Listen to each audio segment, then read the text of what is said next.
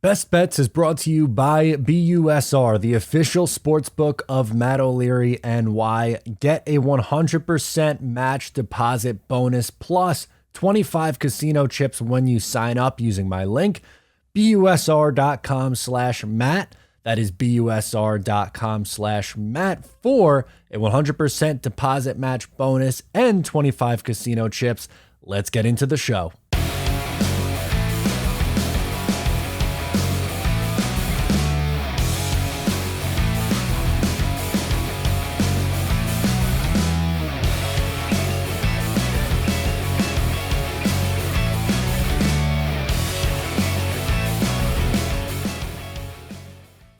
All right, I would like to welcome you back to Best Bets Week 3. What's going on? I am Matt O'Leary. I'm joined by Newsday's NFL pick columnist, Joe Manniello. Joe, how's it going? Doing good, Matt. How are you? Not as good as you, Joe. You are absolutely killing it with these picks right now, coming off a 5-1 week to bring you to 9-3 on the year here. Yeah. Love to a hot start. So this is going to be my last week picking, so I don't fall under 500. So we'll end it this week. Love it. I'm playing catch up here. I had another rough start at 2-4, so I'm 4-8. So I have some ground to make up for you. But one of them that you did get right, you called the Jets, and they won in crazy fashion against the Browns. Now this week they are hosting the Cincinnati Bengals. The Bengals are 5.5-point favorites on the road. What do you think for this game, Joe? Is it up to 5.5? I thought it was 4.5. Yeah, it moved today. Yep. Yeah, I mean, last week was obviously a lucky win, but they didn't earn it. You know, they didn't. It wasn't like I don't believe it was Nick Chubb's fault. I mean, let the defense make a stop and recover an onside kick. I mean, you know, Nick Chubb actually did go down a couple years ago, and cost me and probably you a cover when he did that against, I think, the Texans in a 14-10 game. Yep. But you know, they were up 2 touchdowns. I can't blame him. But as far as this game, I kind of don't get the spread. I mean, I don't think the Jets are making the playoffs now or going to go on a run here where they win a bunch of games. But 5.5 for the Bengals, this Bengals team, this is the issue with these games. It's like, I guess Vegas knows people don't think the Jets are any good, or they assume that the line should be going down. In my opinion, it should be closer to Bengals minus 2.5 or 3 at most. I mean, the Bengals, their offensive line, I mean, they've allowed 13 sacks, most in the NFL. Joe Burrow doesn't look the same. And obviously, they have enough talent. They can go out there. If they win this game by 10 points, I wouldn't be shocked. But I think the Jets, that kind of win last week, I think that's the kind of win you build off of.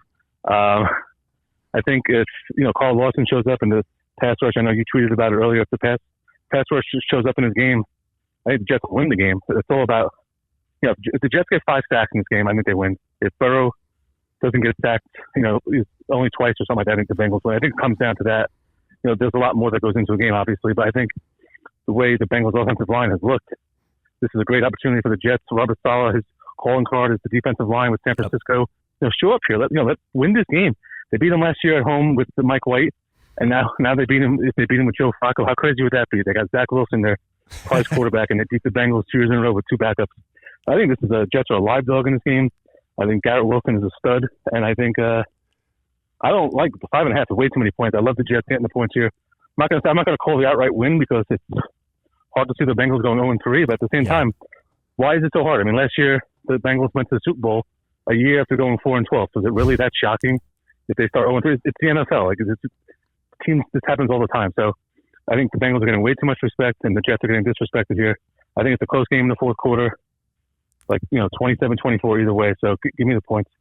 Yeah, I love it, Joe. I'm with you at the Jets plus 5.5 here. I don't know if I'm going to say the Jets outright. Like, I think it's a little bit of a shootout, like a 30-27, 27-24, kind of like what you said. But one way or the other, I think it's going to be a tight game. I think the Jets offense showed you a little something last week. Flacco showing some signs of life. Garrett Wilson looks like blossoming into a star. And, you know, who knows? Maybe the offenses go punch for punch a little bit. But I agree. This Bengals offensive line, they spent a ton of money in free agency on this line. They brought in a right tackle, interior offensive lineman, and it hasn't seemed to matter. Burrow sacked 7 times. I think he's faced 30 pressures in 2 games. Like that's crazy. And that feels like a recipe for this Jets defensive line, which is supposed to be their strength. So if it is, then let's see it. Let's see it on the field. I'm going to say 30-27 Bengals, but I agree. I think there's a path to victory here for the Jets, and 5.5 is too many. I would have taken this at 4, and now all the way up to 5.5. It feels like a no-brainer for me. Yeah. The other New York local, the New York Giants, are taking on the Dallas Cowboys on Monday Night Football. Dallas Cowboys off a surprising win over those Bengals. Giants favored by 1.5 at home. Who do you like? Yeah, I think this is going to be a really, really close game. You won't know, don't fall asleep because you're not going to know until late, 11:15. I think it's going to be a nail biter. I'm going to go with the Giants here just because they're home. And I really like Brian Dable. I think what he's doing there with the whole, merit, you have to earn your way onto the field. I kind of like that. And these young guys are responding. The Giants, they won their first game 21-20, second game 19-16. So I know this game's going to be close. Last week I predicted they would start 4-0, so I'm sticking with it. But I'm not super confident. I think this is like a stay away game because Cowboys showed me something last week beating the Bengals at home with Cooper Rush. He's now 2-0 as Dak's backup. And there was some talk about Dak possibly playing Monday, but I don't think that's what's going to happen. And I think it's going to be a super close game. Might come down to like a huge play. Like, can Saquon Barkley break a long run? Can Daniel Jones maybe run 50 yards down the field for a big gain and then change the game? I think it's going to be a low scoring game, 20-17. I have the Giants winning, but I'm not super confident. So my advice would be to stay away, especially if you're a Giants fan. But I like what Dable's doing over there, and I think the Giants have enough, especially if they get back rookie Kayvon Thibodeau and the other guy's name I can't pronounce off the top of my head, Aziz Jalari or something like that. Yep. I think I butchered that. But if they get them back, I think that's huge. Cooper Rush, nice win, but I kind of have to see it 2 weeks in a row, especially on the road. Last week, kind of one of those rally around the backup at home, underdog by 7.5. As I told you, I thought about taking Dallas last week and I chickened out. But I think this will be a close game. The Giants lose, not going to be shocked. It's a toss-up game. I'll go with the home team as Giants get to 3-0, surprise team in the NFL. Yeah, I'm with you on this. I don't love this game, but it's a local, so we're gonna take it. And I'm leaning Giants -1.5, so that's what I'm gonna stick with here. They've been playing really good football, and obviously they're the home team in this game. I think that gives them a little bit of an advantage. I just don't buy into Cooper Rush doing it in back-to-back weeks. Maybe who knows? Maybe he proves us wrong, and they start to go on a little bit of a run here. But this looks like a prime spot for the Giants to get off to a really hot start. I mean, with Dallas without Dak, this NFC East feels wide open, even though the Eagles looked phenomenal on Monday Night Football against the Vikings. But the Giants have an outside shot at a playoff spot. I think they're motivated, and I really like Brian Dable. I think he's done a good job. I don't really care what Kenny Golladay has to say about wanting to be on the field. If he's got to earn it, and no one's getting a free pass here. I think it'll be a tight game. 3-point game either way, something like that. So I'm going to give the edge to the Giants at home winning. I'll go 23-20 Giants. A late field goal wins it. That's my NFC champion pick Eagles, by the way. Yeah, there you go. Another one of your... They do look great. And another one of your teams, the Miami Dolphins, are off an improbable comeback for themselves. What a segue. Yeah, look at that. Unbelievable win against the Baltimore Ravens comeback. Tua throwing all over the yard. I think 6 touchdowns, like 500 passing yards, something ridiculous. They are taking on the Bills, and the Bills are 6.5-point favorites. Are you going with your Dolphins in this one? Is that up to 6.5 now? It was 5.5 before. Yeah, 6.5 now. Wow. Another one. I kind of don't get that spread. I'm going to take the Dolphins here. I'm not going to go outright and call the outright upset because, the thing with this is that, I picked the Dolphins to win the Super Bowl, picked them to win the AFC East. A lot of people probably say, what's going on with this guy? But I just think last week's game, even though it was a crazy comeback, is just kind of part of the reason why I like them so much. I feel like the addition of Tyreek Hill with Jalen Waddle and new coach Mike McDaniel, who I said is like the next Sean McVay, that kind of addition where you can just basically, they scored 28 points in the fourth quarter. Long pass after long pass. It's just one of those things where those kind of players are literally game changers. Without those guys, Dolphins aren't coming back, obviously. They combined for 22 catches, 360 yards, receiving 4 touchdowns. Tua looked amazing, tying Dan Marino and Bob Greasy for most touchdowns by a Dolphins quarterback.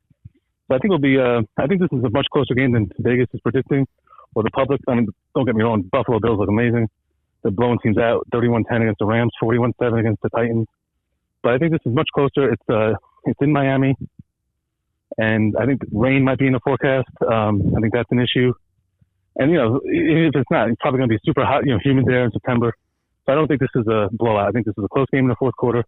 The Bills have owned the Dolphins recently. I think Josh Allen has won, I think all but one game against them, and there's been some blowouts in Miami, but I feel like this Dolphins team is different. Like they showed you last week, even if they're down, they can score 14 points, by the time you get back from going to get a drink from the refrigerator. So I think this is going to be a high-scoring game, unless it rains. Close game, like 35-31, 34-31. I'm not going to go outright and call the Dolphins. I don't want to get too cocky, but I think it's going to be a close game. I love getting 6.5 points. I think the Dolphins, similar to the Jets, are a live dog here. So 6.5 points are way too many. Dolphins. All right, I'm going to go with the Bills here. I'm disagreeing with you. Bills minus 6.5 as my pick. I know. Dolphins, I'm going to go with this storyline. An emotional letdown after a crazy comeback. And then I guess the Bills surprised me last week. Obviously, I picked the Titans, and they did not cover. They got blown out like what you called. Maybe I should be listening to you more often. Maybe that's what I'm learning here.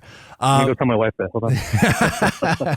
But I don't know. This Bills team really feels like ever since they lost that wild game in Kansas City last year in the playoffs, they seem like a team that's really on a mission. And I just think they are going to get off to this really hot start to the year. They won their first two games. They beat the defending champs. They blew out the one seed from last year, who, kind of a fraudulent one seed, but probably a conversation for another day. But I think the Bills and Dolphins, I think it'll be close for a while, but I think Buffalo pulls away in the second half of this game and wins something like 34-24. I just think Josh Allen's playing so good right now. Stephon Diggs and that combination is so good. Who knows? Maybe Tua and Tyreek and Waddle, they get it going again for another week in a row, but I think the Bills get this one done and win by like 10 points. Gotcha. How about a best bet? What's one on the slate that really sticks out?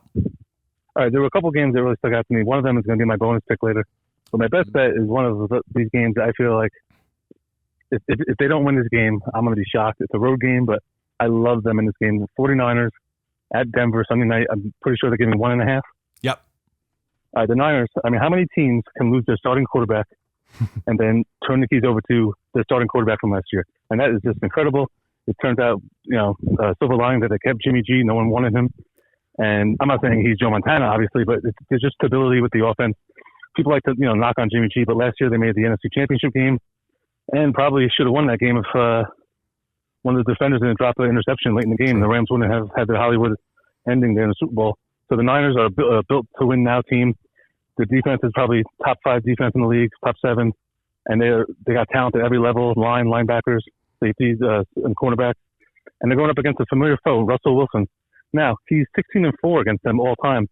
But that's with Seattle, when he has pretty good teams there. Pete Carroll, Marshawn Lynch, Legion of Boom. The Denver team, they look like a mess. Nathaniel Hackett, he does not look like a head coach to me. This offense is all out of whack. They're 1-1, but they score 16 points in each game. I think the Niners keep them under 20 in this game, and not going to blow them out. This time, Denver's home. But I think the Niners win this game like 24-17. Maybe the Broncos score 16 again.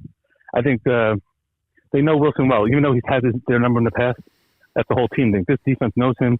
It's not like there's some new team in the AFC West who's never seen him before.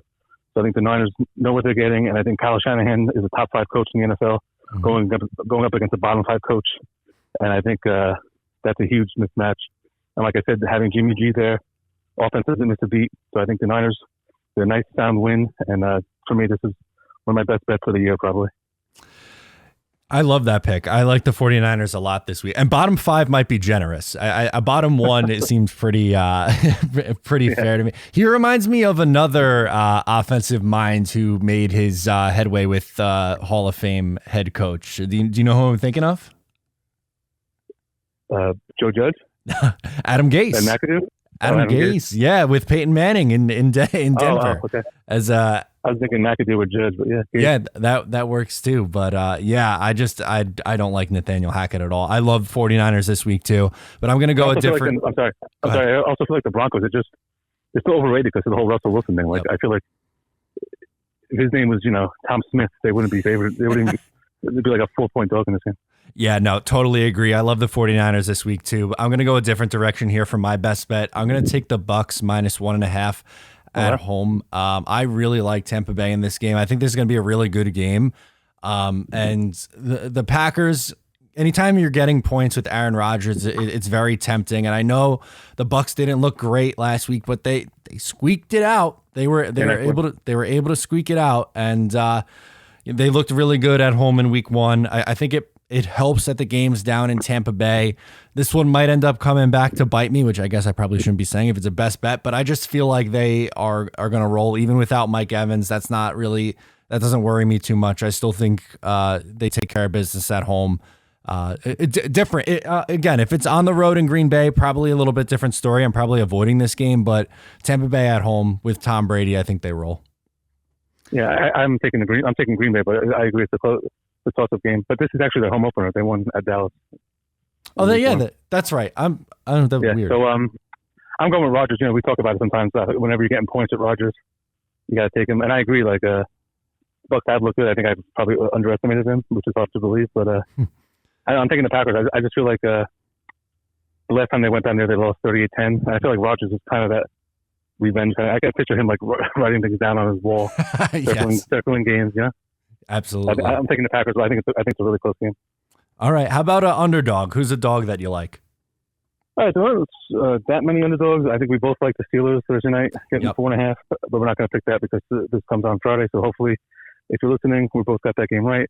I'm going to go with a team that I think is going to be in every single game this year. They're not going to make the playoffs probably, but maybe they'll be a wild card. I just feel like they have a ton of fight. And yes, I'm talking about Dan Campbell's Lions getting 5.5, I think, at Minnesota. Yep, 5.5.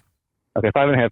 These teams in the last 3 meetings, all 3 games were decided by 2 points. Last year, if you remember, the 0-10-1 Lions beat the Vikings in that great game at home for their first win of the season.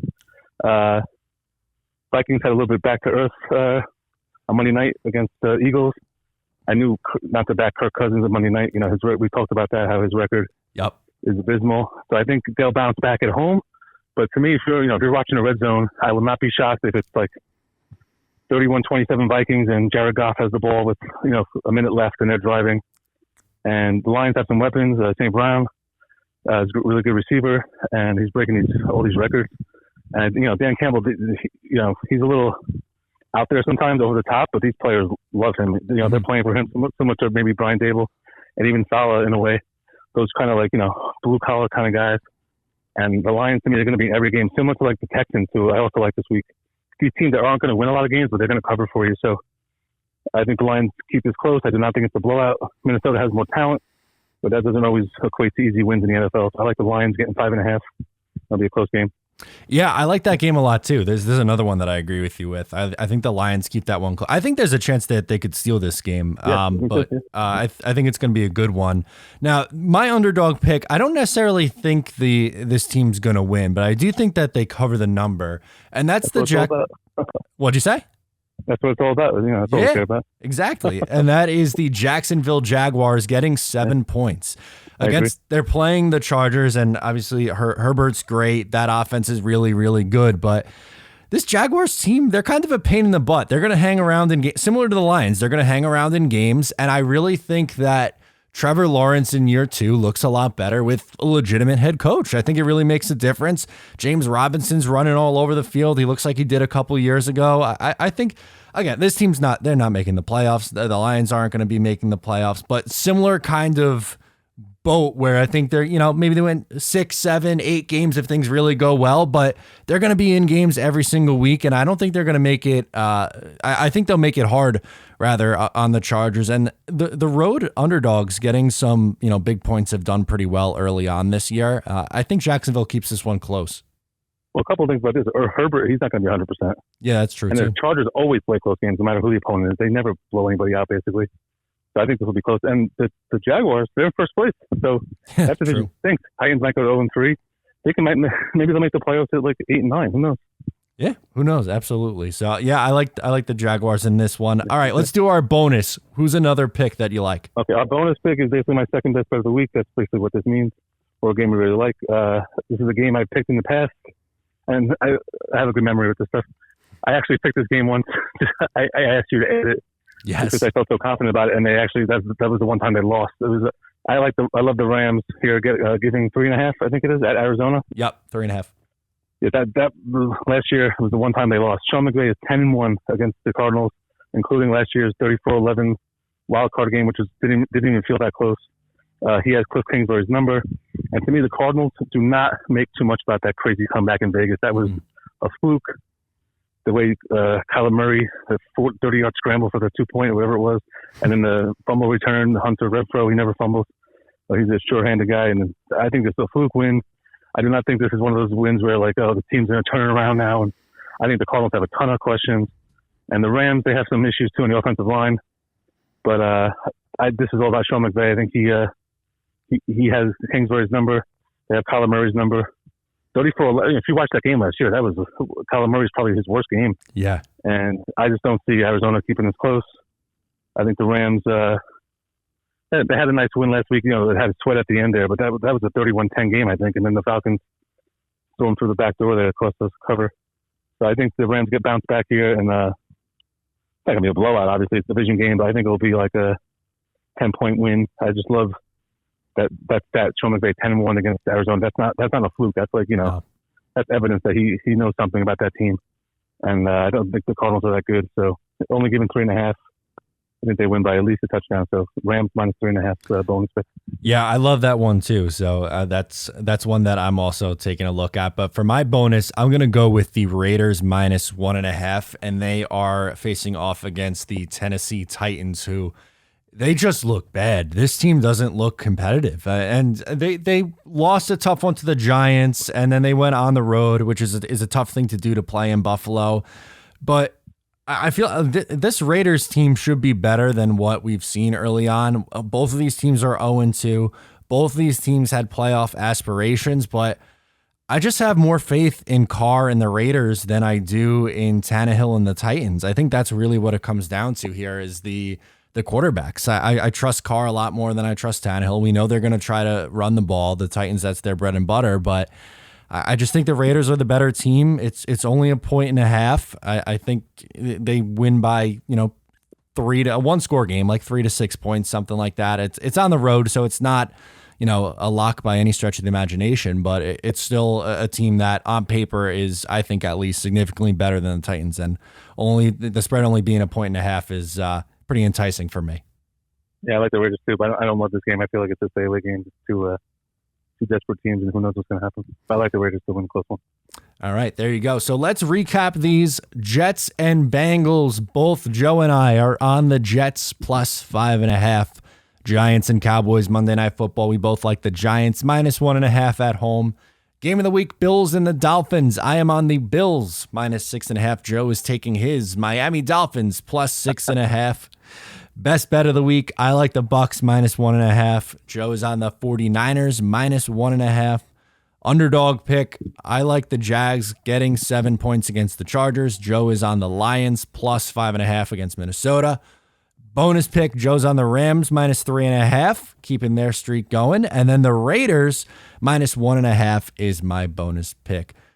Thanks for joining me as always, Joe. Hopefully some of your luck rubs off on me. All right, that was fun. Thanks, Matt.